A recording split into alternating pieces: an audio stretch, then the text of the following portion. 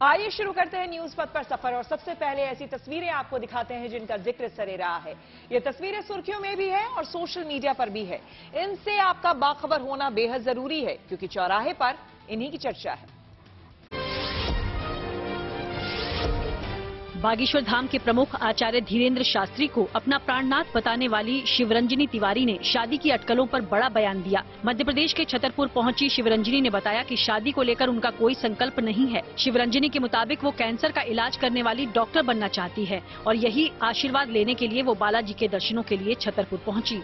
मैं आपके चैनल से बताना चाहूंगी, मेरा शादी का कोई संकल्प ही नहीं था। मेरा जो संकल्प था वो ये था कि मैं पूज्य बालाजी के दर्शन करूं। मैंने ये प्रार्थना करी थी कि भगवान मैं जिस पथ पे जा रही हूँ इस पर मुझे सक्सेस दे दे।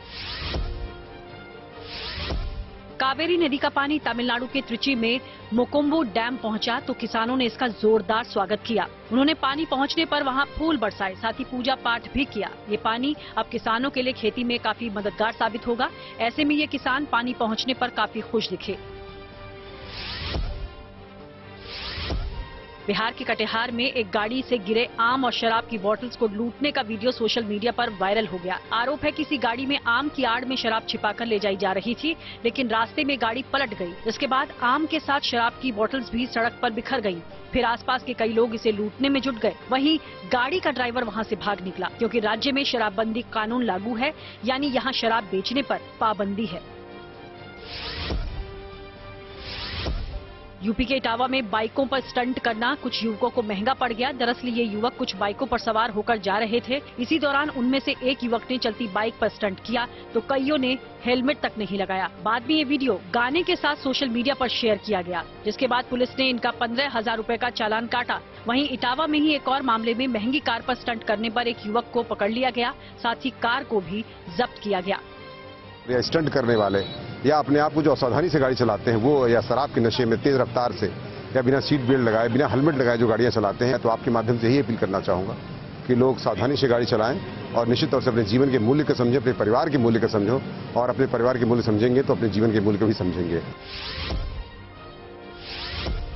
महाराष्ट्र के नागपुर में एक युवक ने सड़क पर चाकू के साथ डांस की रील बनवाई, जिसके बाद पुलिस ने आरोपी को गिरफ्तार किया। दरअसल कुछ युवक अपने एक दोस्त के जन्मदिन के सेलिब्रेशन को लेकर एकजुट हुए थे। इस दौरान उनमें से शुभम नाम के एक युवक ने चाइनीज चाकू के साथ डांस किया और रील बनाकर सोशल मीडिया पर शेयर किया। फिर जैसे ही इसकी जानकारी पुलिस को लगी तो आरोपी को पकड़ लिया गया। हालांकि फिर उसने इस तरह की रील नहीं बनाने की बात कही। बताया गया कि आरोपी शुभम अपने शौक को पूरा करने के लिए वाहन चुराता है और उस पर कई आपराधिक मामले पहले से दर्ज हैं। उसकी पहचान एक करके हमारे एपीआई सचिन बोंडे और उनकी टीम ने उसको अरेस्ट किया है। ये तो कुछ काम नहीं करता, मजदूरी वगैरह करने वाला है। इसके पास से 2 चाकू हमने रिकवर किए हैं। एक स्टडी में दावा किया गया कि महिलाओं के नाम वाले तूफान ज्यादा खतरनाक होते हैं। नेशनल एकेडमी ऑफ साइंसेज के रिसर्चर की एक टीम ने इस पर स्टडी की। ये स्टडी 6 दशक यानी कि साल 1950 से लेकर 2012 के बीच आए चक्रवातों पर की गई। इसके मुताबिक महिलाओं के नाम वाले तूफानों में ज्यादा लोगों को जान गंवानी पड़ी। वहीं इसी रिसर्च में ये भी महसूस किया गया कि तूफानों का नाम भी लोगों में खौफ पैदा करता है। रिसर्च में पाया गया कि ब्रूनो नाम के तूफान से लोगों में ज्यादा खतरा महसूस होता है, जबकि कुछ ऐसे भी नाम रहे जिनसे लोगों को कोई खौफ नहीं दिखा। ऑस्ट्रेलिया के मेलबर्न की सुपरमार्केट में एक खास अंडा पाया गया जो सामान्य अंडों के मुकाबले एकदम गोल आकार का है। इसकी कीमत 1400 ऑस्ट्रेलियन डॉलर यानी भारतीय रुपयों के हिसाब से करीब 78,000 रुपए हो सकती है। जिंदगी का सफर सुहाना हो, इसके लिए सावधान रहना जरूरी है। रोजमर्रा की आपाधापी में कुछ देर बैठकर सोचना समझना भी जरूरी है कि आपके आसपास क्या हो रहा है और जो कुछ हो रहा है उससे हमारी जिंदगी, हमारा परिवार कैसे प्रभावित हो सकता है। इसलिए हॉर्न बजाकर बाखबर करने वाली खबर जरूरी होती है। और आज की ये खबर पापा और उनके अनफिट करने वाले बेली फैट से जुड़ी हुई है। एक नई स्टडी के मुताबिक पापा बनने के बाद किसी शख्स के मोटे होने की संभावना बढ़ जाती है। उनका बेली फैट इसलिए भी बढ़ जाता है क्योंकि सेहत पर से ध्यान हट जाता है, जिम्मेदारियों के आगे खुद पर फोकस नहीं रहता। लेकिन ये ठीक नहीं है।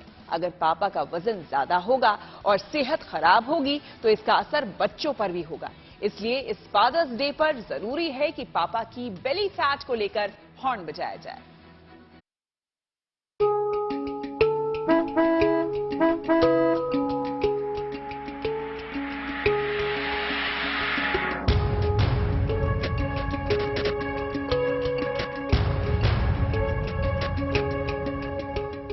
पापा बेचारे काम के बोझ के मारे घर से दफ्तर, दफ्तर से घर, इस आपाधापी में सेहत की कहां फिक्र।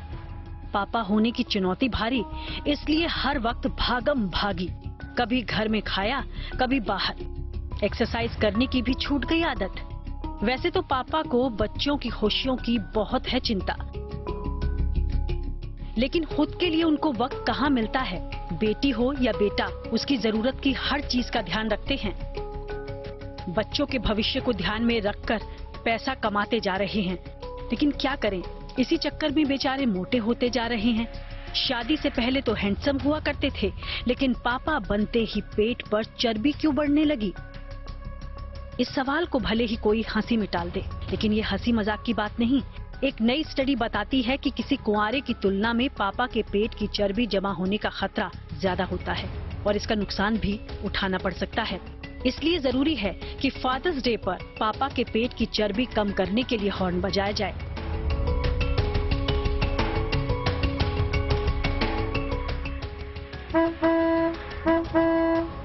पहले आपको बताते हैं अमेरिकी मेडिकल जर्नल में छपी नई स्टडी क्या कहती है। इसके मुताबिक पापा बनने के बाद किसी शख्स का वजन बढ़ सकता है और इसकी वजह होती है सेहत को नजरअंदाज करना। साथ ही जिम्मेदारी और तनाव बढ़ने से भी वजन में इजाफा हो सकता है। वजन बढ़ने से दिल की बीमारी, डायबिटीज और कैंसर का रिस्क बढ़ सकता है। इसलिए अगर आप पिता हैं तो जरूरी है कि अपनी सेहत का खास ख्याल रखें, अपने खाने पीने का ध्यान रखें, साथ ही तनाव को खुद से दूर रखें। माना कि पापा होने की वजह से आपकी जिम्मेदारियां बढ़ गई हैं, माना कि घर की जरूरतों के साथ आपकी चुनौतियां बढ़ गई हैं, लेकिन हालात चाहे जैसे हों, आपका खुश रहना जरूरी है।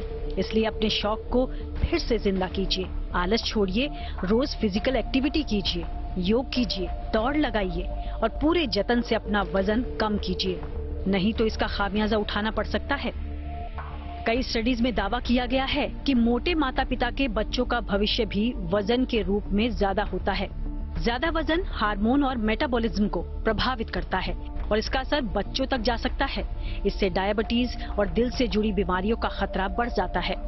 यानी माता पिता के मोटापे का कनेक्शन बच्चों के मोटापे से है और इसलिए भी बहुत जरूरी है कि पापा खुद अपनी सेहत पर ध्यान दें, पेट की चर्बी कम करने का प्रयास करें। और ये कोई बहुत मुश्किल काम नहीं, इसके लिए बस मौजूदा लाइफस्टाइल में थोड़ा सा बदलाव करना होगा और उससे ज्यादा फोकस खाने पीने पर जरूरी है। पैकेज्ड प्रोडक्ट से दूरी जरूरी है। क्या खा रहे हैं और कितना खा रहे हैं, इस पर ध्यान रखना भी जरूरी है। जो भी खाएं, आराम से खाएं, अपनी भूख से कम खाएं, डाइट की क्वालिटी का ध्यान जरूर रखें।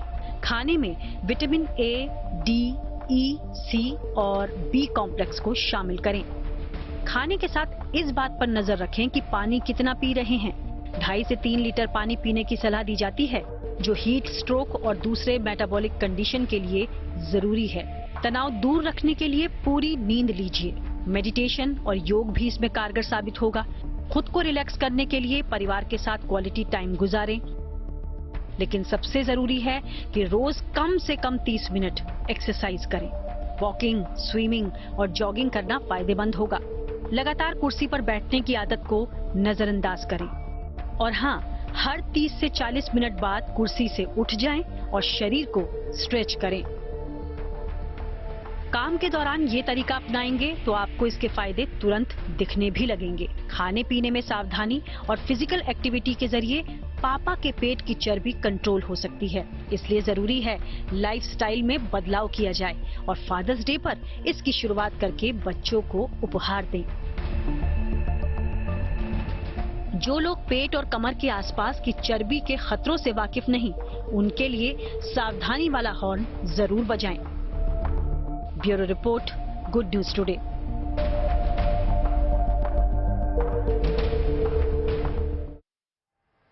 अगर आप पापा हैं तो खाने पीने के मामले में क्या सावधानियां बरतें, खाने में क्या शामिल करें और किससे परहेज करें, इसे हमने समझा डाइटिशियन निधि साहनी से।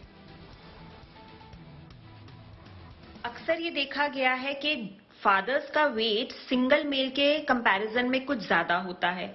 मे be because they stay more at home taking care of their child, और less sleep make more them to eat more, and psychological condition like change in household environment, stress, more responsibility, जिसकी वजह से वह over ईट करते हैं और अपना weight gain कर लेते हैं। ऐसे क्या लाइफस्टाइल चेंजेस लेके आए कि आप अपना बेली फैट कम कर सकें? तो अपने फादर को बताइए कि माइंडफुली ईट करें। कई बार काम की भसड़ में हमारा पूरा दिन खाने की तरफ ध्यान नहीं जाता और हम रात को खाने पे टूट पड़ते हैं, बट हमारा बॉडी का मेटाबॉलिज्म सनराइज एंड सनसेट के हिसाब से काम करता है। तो कोशिश करिए रात की मील हैवी ना हो के लाइट हो, और रात को सोने से 3 घंटे पहले तक हम अपना खाना पीना खत्म कर दें। और जब हम दिन में खा रहे हैं तो भी हम सोच समझ के पिक करें। मील प्लान के साथ साथ हमारी बॉडी में एक्सरसाइज की बहुत जरूरत है, हाइड्रेशन की भी जरूरत है, और एक अच्छी स्लीप की। आप अपने फादर को मोटिवेट कर सकते हैं हेल्दी एंड फिट रहने के लिए, उनके साथ एक्सरसाइज प्लान करके, मील प्रिपेयर करके, हेल्दी लाइफस्टाइल फॉलो करने के लिए उनके साथ रह के, और उनको एनकरेज करें। अगर उनका 1-2 दिन में वेट कम नहीं आता है तो डिस्करेज ना हो, इनकरेज करें ताकि वह कंसिस्टेंट रह सके एक लाइफस्टाइल फॉलो करने में, ताकि उनकी बॉडी में चेंजेस आए। साथ ही न्यू चैलेंजेस लें, एग्जाम्पल योगा प्रैक्टिस करें, चैरिटी रन कर सकते हैं, आप वेट लिफ्टिंग में उनके साथ चैलेंज ले सकते हैं, फ्लेक्सिबिलिटी चेक कर सकते हैं, साथ ही स्किपिंग काउंट कर सकते हैं, हु विन्स। नेहरू मेमोरियल का बदल गया है नाम। जी हाँ, आइए आपको सीधे लिए चलते हैं न्यूज एक्सप्रेस पेपर, जहां पर देश से जुड़ी कुछ और जरूरी खबरें कर रही हैं आपका इंतजार।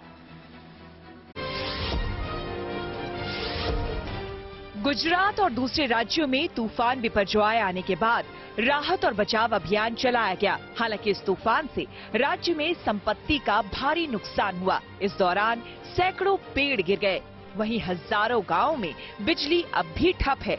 इस बीच अब शनिवार को भी उत्तरी गुजरात और दक्षिणी राजस्थान में भारी बारिश की चेतावनी जारी की गई।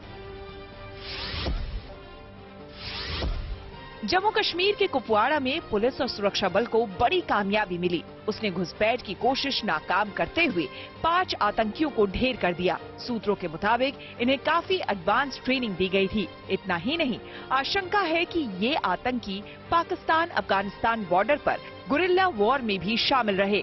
इनके पास से ऐसा सामान मिला जो अमूमन बड़ी जंग के दौरान इस्तेमाल किया जाता है। बिहार में जेडीयू विधायक रत्नेश सदा मंत्री बन गए। उन्हें पद और गोपनीयता की शपथ दिलाई गई।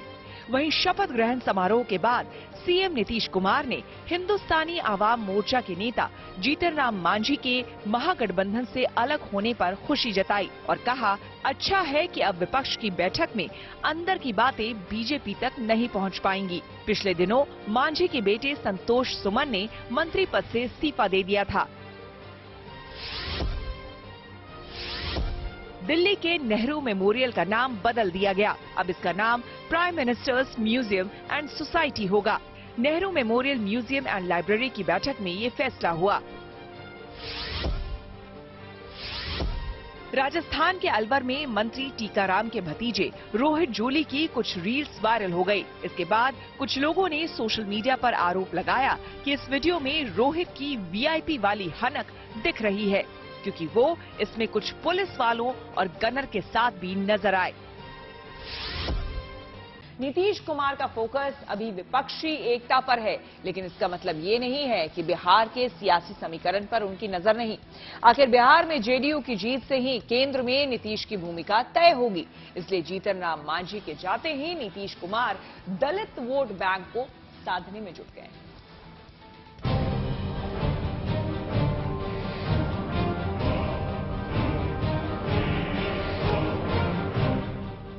शपथ ग्रहण समारोह की ये तस्वीरें असल में डैमेज कंट्रोल का दांव है, जिसके पीछे बिहार में दलित मतदाताओं को साधने का भाव है। जीतनराम मांझी साथ छोड़ गए तो भरपाई के लिए नीतीश कुमार को जेडीयू विधायक रत्नेश सदा की याद आई, जो उसी महादलित समुदाय से आते हैं जिससे जीतनराम मांझी आते हैं। सिर्फ रत्नेश सदा को मंत्री नहीं बनाया गया, बल्कि माउंटेन मैन कहे जाने वाले दशरथ मांझी के बेटे भागीरथ मांझी और दामाद मिथुन मांझी को भी जेडीयू में शामिल कर लिया गया है। इस तरह पूरी तैयारी के बाद नीतीश कुमार ने जीतनराम मांझी पर नर्म लहजे में तल्ख हमला कर दिया। अभी 23 तारीख को मीटिंग है, तो सब पार्टी के लोग अपनी अपनी बात करेंगे। अगर ये लोग अंदर रहते तो जो कुछ भी बोलता वो सब बीजेपी को खबर होती। तो एक बात सबको मालूम था कि जहां कहीं भी वो बीजेपी के लोगों से मिल रहे थे, अब मिल करके फिर हमारे यहां भी आकर के कहते थे ये हुआ, तो हम तो जान ही रहे थे सब बात। तो हमने एक बार कह दिया, और जब मेरे पास मिलने आए तब भी हमने कह दिया कि या तो आपको इतना ज्यादा हमने बनाया, कोई दूसरा नहीं बनाया, या तो अपनी पार्टी को मर्ज करिए, और नहीं तो अलग होना है तो अलग हो जाइए। तो मर्ज नहीं किए, कहा कि ठीक है तो हम अलग हो जाते हैं, अलग हो गए, ठीक ही हुआ। तो नीतीश कुमार कौन मुंह से बोलते हैं कि भाजपा के साथ जा रहे हैं और भाजपा बहुत खराब पार्टी है। जब क्या तो कहा जाता है कि सब कुछ खा लिया उसके बाद आज परहेज करते हैं। बतावें कि भाजपा के साथ सरकार नहीं बनाए हैं, वो तो सिर्फ चीफ मिनिस्टर रहने के लिए ऐसा करते रहे, कभी भाजपा कभी राजद, और आज तेजस्वी जी को आज लॉलीपॉप दिए हुए हैं। मैं कहता हूं दावे के साथ कि तेजस्वी को मुख्यमंत्री नहीं बनावेंगे वो, और हो सकता है एक ऐसा समय कि देख लीजिएगा कि वो एनडीए के साथ चले जाएंगे और तेजस्वी जी को अंगूठा दिखला देंगे। संकेत है कि सरकार से किनारा कर गए मांझी का महागठबंधन छोड़कर एनडीए में शामिल होना अब सिर्फ समय की बात है। अगर ऐसा होता है तो बिहार में बीजेपी मजबूत होगी, क्योंकि करीब 6% दलित मतदाताओं पर पकड़ रखने का दावा करने वाली रामविलास पासवान की पार्टी के दोनों गुट पहले से बीजेपी के साथ हैं। करीब 5% महादलित मतदाताओं के लीडर होने का दावा करने वाले मांझी अगर साथ आते हैं तो एनडीए की बातें खिल जाएंगी। नीतीश भले ही कह रहे हो कि मांझी गए तो ठीक हुआ, लेकिन दलित मतदाताओं के लिहाज से उनकी चुनौती बढ़ गई है, और इसीलिए आपाधापी में रत्नेश सदा को आगे किया गया है। दलित समाज का अपमान तो नीतीश कुमार ने कर ही दिया। पहले मुख्यमंत्री जीतनराम मांझी थे, उनका भी अपमान नीतीश कुमार जी ने किया, और आज उनके बेटे सुमन जी का भी अपमान ही कर रहे हैं। तो ये अब कोई बड़ी बात नहीं है, किसी को मंत्री मुख्यमंत्री बना सकते हैं। हमने 1980 से लेकर के 2027 तक विधायक से लेकर मंत्री, मंत्री से लेकर मुख्यमंत्री तक बने, लेकिन समाज के लिए कोई ऐसा बड़ा लकीर नहीं दिखा। उन्होंने समाज के लोगों को बातें बातें में उलझा कर रखा और इसके लिए कोई काम नहीं किया। देखा जाए तो नीतीश कुमार एक साथ दो मोर्चों पर खड़े हैं। बिहार में अपनी राजनीति का रथ भी बढ़ाते जाना है, तो लगे हाथ 2024 के लिए विपक्षी एकता की इमारत भी बनानी है। 23 जून को पटना में छोटी बड़ी करीब 1.5 दर्जन विपक्षी पार्टियों की बैठक होने वाली है। चर्चा है कि लेन देन के आधार पर सभी को साथ लाने की कोशिश होगी, लेकिन अलग अलग दलों के सियासी स्वार्थ का दलदल ऐसा है कि ये काम आसान नहीं होगा। अभी तो बात शुरू भी नहीं हुई है कि आम आदमी पार्टी ने अपनी शर्त रख दी है। 2015 में कांग्रेस की सीट 0, 2020 में दिल्ली में कांग्रेस की सीट 0, तब भी वो यहाँ चुनाव लड़ते हैं। क्यों लड़ते हैं वो यहाँ चुनाव? वो कह दें कि पंजाब और दिल्ली के अंदर चुनाव नहीं लड़ेंगे, हम भी कह देंगे राजस्थान और मध्य प्रदेश में हम नहीं लड़ेंगे। आइए टेबल पे आके बातचीत तो कीजिए। केजरीवाल की पार्टी कांग्रेस से दिल्ली और पंजाब मांग रही है, ममता पश्चिम बंगाल मांग रही है, अखिलेश को यूपी में कांग्रेस का आना गवारा नहीं है, और लालू नीतीश के रहते बिहार में कांग्रेस का कुछ नहीं बचा है। लेकिन सवाल यह है कि ऐसी शर्तों पर कांग्रेस तैयार होगी कैसे? इसी तरह मसला नेता के नाम पर भी है। होस्ट है, वो होस्ट ही मैदान छोड़ के भाग गए हैं कि हम प्रधानमंत्री कैंडिडेट नहीं हैं। उनके राष्ट्रीय अध्यक्ष ऐसा बात बोल रहे हैं, और जो बड़े घटक दल हैं राष्ट्रीय जनता दल वो बोल रहे हैं कि हम सीएम के कैंडिडेट नहीं हैं। तो जब मैदान छोड़ के भाग गए हैं और आप यहाँ पर स्टेडियम दे दिए हैं कि आके खेल खेलो, तो आप तो दर्शक हैं ना। 17-18 पार्टी है, 22 पार्टी है, जितनी भी पार्टियां आ रही है पता नहीं मुझे, सबकी अलग अलग विचारधारा है और एक नेता खोजने के लिए आ रहे हैं। एक नेता है कि स्टैब्लिश है जिसका नाम नरेंद्र मोदी है, जो 9 सालों से इस देश में प्रधानमंत्री के रूप में है और आने वाला 24 में भी एक सशक्त उम्मीदवार है, एक मजबूत उम्मीदवार है और लोग उन पर विश्वास करते हैं। हम सर्वे भी देख रहे हैं, बहुत सारे चैनलों का सर्वे देख रहे हैं, सबसे ज़्यादा उन्हीं का आता है। तो एक उनके सामने एक नेता खोजने की बात चल रही है और उसमें लॉटरी होना है। इस तरह नीतीश कुमार जो सियासी एकता के सूत्रधार बने हैं, उस महायज्ञ में खाली हाथ रह जाने की भी संभावना है। लगे हाथ उनको ये भी सोचना है कि कहीं दलित मतदाताओं के वोट बैंक में बीजेपी सेंधमारी न कर ले। जो भी हो, तस्वीर 23 के बाद ही साफ होगी। Bureau report, good news today.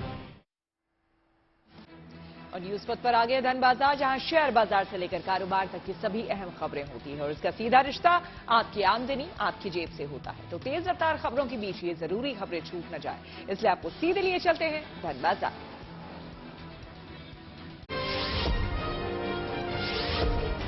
Share बाजार में उछाल देखा गया। सेंसेक्स 467 अंक बढ़कर 63,385 पर बंद हुआ, तो निफ्टी में भी 138 अंकों की बढ़त दर्ज की गई। निफ्टी 18,826 पर पहुंच गया। इस दौरान बैंकिंग और फार्मा समेत ज्यादातर सेक्टर के शेयरों में बढ़त रही। दिल्ली के सराफा बाजार में सोने चांदी की कीमतों में तेजी देखने को मिली। सोने की कीमत प्रति 10 ग्राम 510 रुपए से बढ़कर 60,210 रुपए पर आ गई, जबकि चांदी 450 रुपए महंगी हो गई। अब 1 किलो चांदी 73,050 रुपए पर मिलेगी। रेलवे ने ऑनलाइन डेटाबेस को लेकर यात्रियों के लिए अलर्ट जारी किया, जिसमें बताया गया कि रेलवे की ऑनलाइन टिकट बुकिंग और कुछ दूसरी सुविधाएं 18 जून की रात को 3.5 घंटे बंद रहेंगी। ये समय 18 जून को रात 11:15 बजे से शुरू होगा और फिर देर रात 3:15 बजे तक ये सेवाएं बंद रहेंगी। अब रुक करते हैं प्रगति मार्ग का, जहां ऐसी खबरें हैं जो कि देश की तरक्की, प्रगति और लोगों की काबिलियत दिखाती है। कुछ ऐसा ही करके दिखाया है दिल्ली पुलिस के हेड कांस्टेबल अमित लाठिया ने, जो कि खुद तो एथलीट बनना चाहते थे, लेकिन किस्मत को शायद कुछ और ही मंजूर था। अमित अपना सपना तो पूरा नहीं कर पाए, लेकिन आज वो हरियाणा के सोनीपत में तमाम जरूरतमंद बच्चों के सपनों को पंख लगा रहे हैं। देखिए रियल हीरो अमित लाठिया की ये कहानी।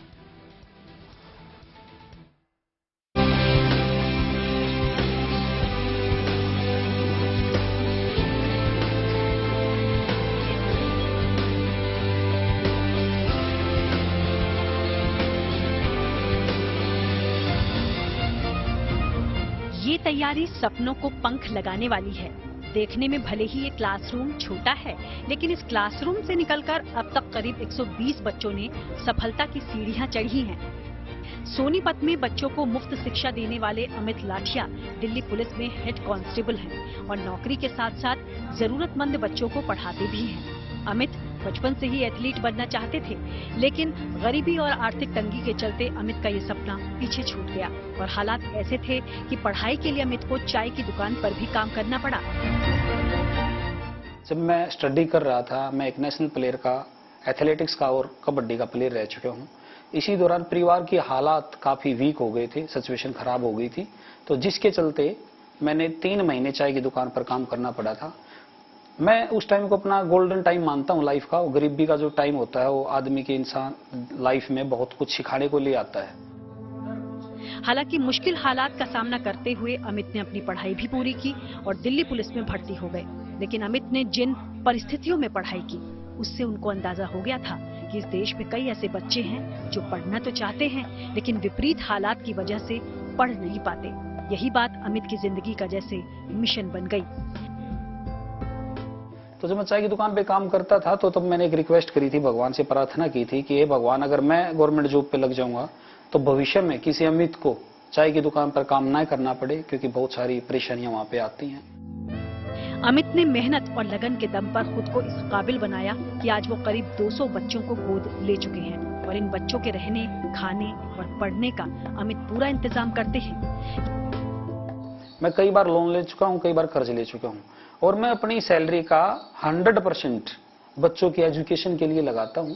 जो मेरी सैलरी मिलती है, मैंने अपने पर्सनल लोन भी ले रखे हैं, मैंने कर्जा भी ले रखा है, तो उन बच्चों को रखते हैं यहाँ पर। रखने का मतलब ये है कि उनको जमीन जायदाद नहीं करवानी नाम, उनका पढ़ाया जाता है, शिक्षा दी जाती है, उसके साथ साथ उन्हें खाने का प्रबंध, रहने का प्रबंध। और मैं किसान परिवार से बिलोंग करता हूँ, तो जैसे गेहूं है, खेती है, तो उससे हमारे को गेहूं मिल जाता है। कुछ साथियों का सहयोग भी हो जाता है इस मुहिम के साथ साथ। तो इसी तरीके से ये प्रक्रिया आगे चलती रहती है। यहाँ बच्चों के रहने और पढ़ाई के साथ साथ उनकी फिटनेस का भी खास ख्याल रखा जाता है। बच्चों की फिटनेस के लिए अमित ने ग्राउंड भी तैयार किया है, जिसके चारों तरफ करीब 1000 पेड़ लगाए गए हैं। अमित की इस पाठशाला में बच्चे भी खूब लगन और मेहनत से पढ़ाई करते हैं। क्लास ओवर होने के बाद हम मैम आपस में ग्रुप डिस्कशन भी करते हैं और अमित जी हमको काफी केयर करते हैं, मतलब खाना पीना सब कुछ यहीं पे उनके पैसों से ही होता है। मैम शिक्षा के प्रति अमित की मेहनत और सफलता की ये कहानी उन तमाम लोगों के लिए एक मिसाल है जो किसी भी परिस्थिति में शिक्षा की ज्योति जलाए रखना चाहते हैं। सोनीपत से अनामिका गौड़ के साथ गुड न्यूज टुडे। न्यूज पथ के सफर में अब सोशल अड्डा पर थोड़ा सा रुकते हैं और आज के मुद्दे पर लोगों की राय जानते हैं। सोशल अड्डा में आज का मुद्दा दुनिया की सबसे बड़ी पहेली से जुड़ा है। जी हां, लोग लंबे समय से ये सवाल पूछते आ रहे हैं कि धरती पर पहले अंडा आया या मुर्गी। इसको लेकर अलग अलग दावे किए जाते रहे हैं, लेकिन अब एक नई रिसर्च में वैज्ञानिकों ने इस पहेली को सुलझाने का दावा किया है। यूके में ब्रिस्टल यूनिवर्सिटी के रिसर्चर्स ने पहले मुर्गी आई या अंडा, वर्षों से लोगों को कंफ्यूजन में डालने वाले इस सवाल का जवाब ढूंढ निकाला है। वैज्ञानिकों का मानना है कि आधुनिक पक्षियों और सरीसृप के शुरुआती पूर्वजों ने अंडे देने के बजाय जीवित बच्चों को जन्म दिया होगा, यानी धरती पर पहले अंडा नहीं बल्कि मुर्गा मुर्गी आए होंगे। रिसर्च की पूरी जानकारी देने वाली ये study nature ecology and evolution journal में प्रकाशित हुई है। स्टडी में दावा किया गया है कि हजारों साल पहले मुर्गा मुर्गी ऐसे नहीं होते थे जैसे कि आज है। रिपोर्ट के मुताबिक मुर्गा मुर्गी के शुरुआती पूर्वज अंडे नहीं बल्कि पूर्ण विकसित बच्चों को जन्म देते होंगे। समय के साथ इनमें लगातार बदलाव आता गया। बदलाव के कारण पूर्ण विकसित बच्चा देने वाले मुर्गे मुर्गियों में अंडा देने की क्षमता भी विकसित हो गई। इससे साबित होता है कि पहले अंडा नहीं बल्कि मुर्गा मुर्गी आए। वैज्ञानिकों का यह निष्कर्ष 51 जीवाश्म प्रजातियों और 29 प्रजातियों के विश्लेषण पर आधारित है, जिन्हें ओविपरस और विविपरस प्रजातियों में बांटा जाता है। ओविपरस प्रजातियां कठोर या मुलायम खोल वाले अंडे देने के लिए जानी जाती है, जबकि विविपरस प्रजातियां बच्चों को जन्म देती हैं। रिसर्च के मुताबिक छिपकली, डायनासोर, मगरमच्छ और पक्षी सहित सभी प्रजातियां विविपरस हैं और अपने शरीर के भीतर भ्रूण को बनाए रखने के संकेत दिखाती हैं। सरल शब्दों में कहे तो कुछ जीव जंतु ऐसे हैं जो अंडे देने वाले जीव बनने के लिए लाखों वर्षों में विकसित हुए हैं। इसलिए यह माना जा सकता है कि धरती पर पहले अंडा नहीं आया बल्कि मुर्गी मुर्गा आए हैं, क्योंकि इनके पूर्वज बच्चों को जन्म देते थे जो बाद में अंडे देने वाले जीव में बदल गए। इस स्टडी को लेकर लोग क्या सोचते हैं, क्या है उनकी राय, ये जानने के लिए हमने कुछ लोगों से बात की। सुनिए। अब तक आपने ये तो खूब सुना होगा कि भाई पहले मुर्गी आई थी या पहले अंडा आया था। आपसे भी अब तक लोगों ने ये सवाल जरूर पूछे होंगे और अब इसका जवाब भी सामने आ गया है। दरअसल हाल ही में एक रिसर्च सामने आई जिसके मुताबिक पहले मुर्गी आई थी।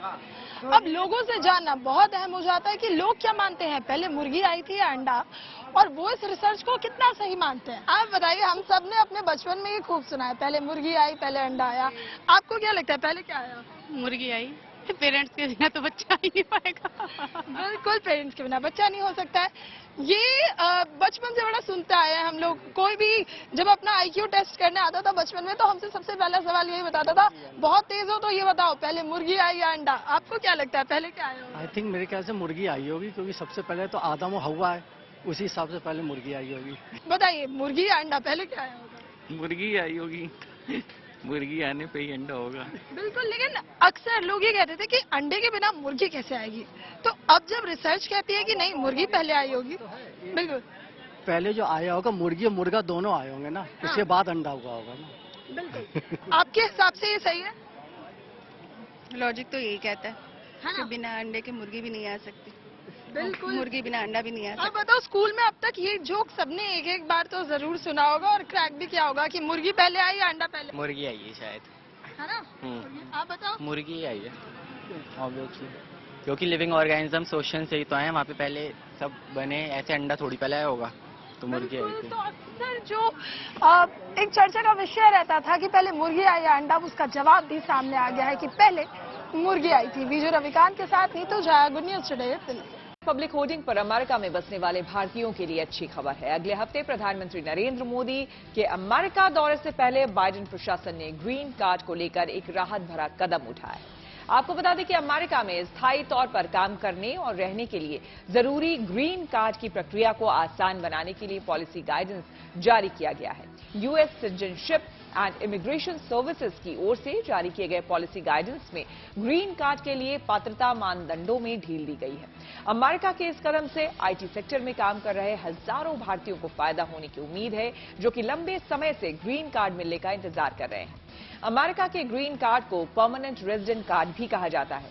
ये वो दस्तावेज है जिसे पाने वाला विदेशी व्यक्ति अमेरिका का स्थायी निवासी बन जाता है। अमेरिका में इमिग्रेशन कानून के तहत हर साल जॉब के आधार पर 1,40,000 ग्रीन कार्ड जारी किए जाते हैं। हालांकि इन ग्रीन कार्ड में से केवल 7% सालाना किसी एक देश के व्यक्ति को दिए जा सकते हैं। यही वजह है कि भारत और चीन जैसे बड़ी आबादी वाले देशों को दूसरे देशों के मुकाबले ग्रीन कार्ड के लिए लंबा इंतजार करना पड़ता है। बाइडेन प्रशासन ने ग्रीन कार्ड को आसान बनाने का कदम ऐसे समय में उठाया है जब प्रधानमंत्री मोदी 21 जून से 4 दिन की अमेरिका यात्रा पर होंगे। प्रधानमंत्री मोदी अमेरिकी राष्ट्रपति जो बाइडेन के बुलावे पर 21 जून से 24 जून तक यूएस में रहेंगे। इस दौरान प्रधानमंत्री मोदी के सम्मान में 22 जून को स्टेट डिनर का आयोजन किया जाएगा। 22 जून को ही प्रधानमंत्री मोदी अमेरिका की संसद में संयुक्त सत्र को संबोधित करेंगे। यूरोप में स्मार्टफोन बैटरी के बदल सकते हैं नियम। जी हां, टेक्नोलॉजी से जुड़ी कुछ ऐसी जरूरी खबर को जानने समझने के लिए आपको लिए चलते हैं डिजिटल गली। लखनऊ में अवैध प्रॉपर्टी की पहचान के लिए अब ड्रोन का इस्तेमाल शुरू किया गया है। एलडीए यानी लखनऊ डेवलपमेंट अथॉरिटी अब अवैध संपत्ति का ड्रोन सर्वे करवा रही है। एलडीए की ओर से पहले से मंजूर जमीनों के नक्शे का एक सॉफ्टवेयर डेवलप किया गया है और इसी सॉफ्टवेयर की मदद से ड्रोन अवैध संपत्तियों की पहचान करेगा। ट्विटर जैसी माइक्रो ब्लॉगिंग साइट कू ने भी अपनी प्रीमियम सेवा लॉन्च कर दी है। इसमें क्रिएटर्स अपने सोशल कंटेंट को मोनेटाइज करवा सकते हैं। इसके जरिए यूजर्स कू से पैसे कमा सकेंगे। यूरोप में जल्द स्मार्टफोन बैटरी के नियम बदल सकते हैं। दरअसल यूरोपियन यूनियन में इससे जुड़े एक नए कानून का प्रस्ताव लाया गया। इसके मुताबिक ऐसे स्मार्टफोन्स पर जोर दिया गया जिनमें यूजर्स खुद भी अपनी बैटरी बदल सकते हैं। यूएई में ऐसे प्रस्ताव पर वोटिंग हुई, लेकिन ये कानूनन कब लागू होगा ये तय नहीं है। अमेरिका ने उत्तर कोरिया पर लगाए हैं नए प्रतिबंध। आइए आपको सीधे लिए चलते हैं न्यूज एक्सप्रेस पर, जहां पर दुनिया से जुड़ी कई और जरूरी खबरें कर रही हैं आपका इंतजार। अगले हफ्ते से होने वाले प्रधानमंत्री मोदी के विदेश दौरे का पूरा शेड्यूल जारी कर दिया गया। पीएम 20 से 25 जून तक अमेरिका और मिस्र की यात्रा पर रहेंगे। सबसे पहले वो 21 जून को न्यूयॉर्क में यूएन मुख्यालय में अंतर्राष्ट्रीय योग दिवस समारोह की अगुवाई करेंगे। इसके बाद प्रधानमंत्री वॉशिंगटन डीसी जाएंगे, जहां 22 जून को व्हाइट हाउस में उनकी अमेरिकी राष्ट्रपति जो बाइडेन से मुलाकात होगी। वहीं इसी दिन प्रधानमंत्री अमेरिकी संसद को भी संबोधित करेंगे। अपने इस दौरे के बाद पीएम मोदी 24 और 25 जून को मिस्र में रहेंगे। अमेरिका ने उत्तर कोरिया पर नए प्रतिबंध लगा दिए। दरअसल उत्तर कोरिया ने 2 मिसाइल का परीक्षण किया, लेकिन ये नाकाम रहा। बावजूद इसके अमेरिका ने मिसाइल कार्यक्रम से जुड़े 2 उत्तर कोरियाई नागरिकों पर बैन लगा दिया। अमेरिका ने पाकिस्तान में पत्रकारों की स्वतंत्रता पर सवाल खड़े किए। साथ ही शहबाज सरकार को नसीहत भी दी। अमेरिकी विदेश मंत्रालय के प्रवक्ता मैथ्यू मिलर ने कहा कि पाकिस्तान में कार्यक्रमों को कवर करने वाले पत्रकारों को अपना काम करने की अनुमति दी जानी चाहिए। पाकिस्तान में शहबाज सरकार और सेना की ओर से इमरान खान की मीडिया कवरेज पर प्रतिबंध लगाने को लेकर मैथ्यू मिलर से ये सवाल पूछा गया था, जिस पर उन्होंने प्रेस की स्वतंत्रता को जरूरी बताया।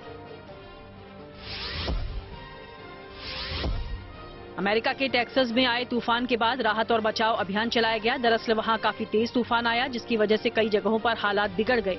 इससे कई मकानों को नुकसान पहुंचा। फिलहाल प्रशासन प्रभावितों को मदद पहुंचाने में जुटा है। इंडोनेशिया ओपन के सेमीफाइनल में पहुंचे प्रणॉय। खेल जगत से जुड़ी कुछ और खबरों को जानने के लिए आइए सीधे आपको लिए चलते हैं खेल चक्कर।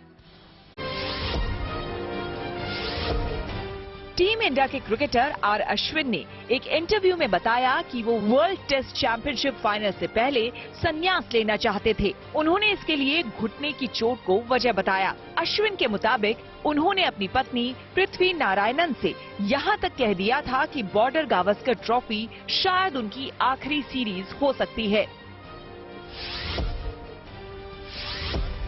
बैडमिंटन खिलाड़ी एच.एस. प्रणॉय इंडोनेशिया ओपन के सेमीफाइनल में पहुंच गए। उन्होंने मुकाबले में जापान के कोडई नाराओका को 21-18 और 21-16 से शिकस्त दी। वहीं डबल्स में सात्विक साईराज रंकीरेड्डी और चिराग शेट्टी की जोड़ी ने नंबर 1 रैंकिंग वाली इंडोनेशियाई जोड़ी को हराया। टीम इंडिया के पूर्व सेलेक्टर चेतन शर्मा को फिर बड़ी जिम्मेदारी मिली। उन्हें नॉर्थ जोन का चयनकर्ता बनाया गया। एक स्टिंग में फंसने के बाद उन्हें टीम इंडिया के मुख्य चयनकर्ता का पद गंवाना पड़ा था।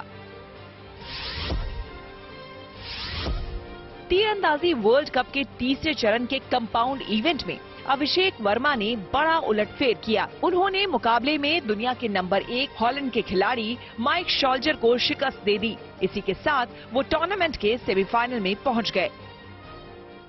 इसी के साथ न्यूज पथ में मेरे यानी श्वेता झा के साथ फिलहाल इतना ही। देश दुनिया की तमाम पॉजिटिव खबरों के लिए आप देखते रहिए गुड न्यूज टुडे।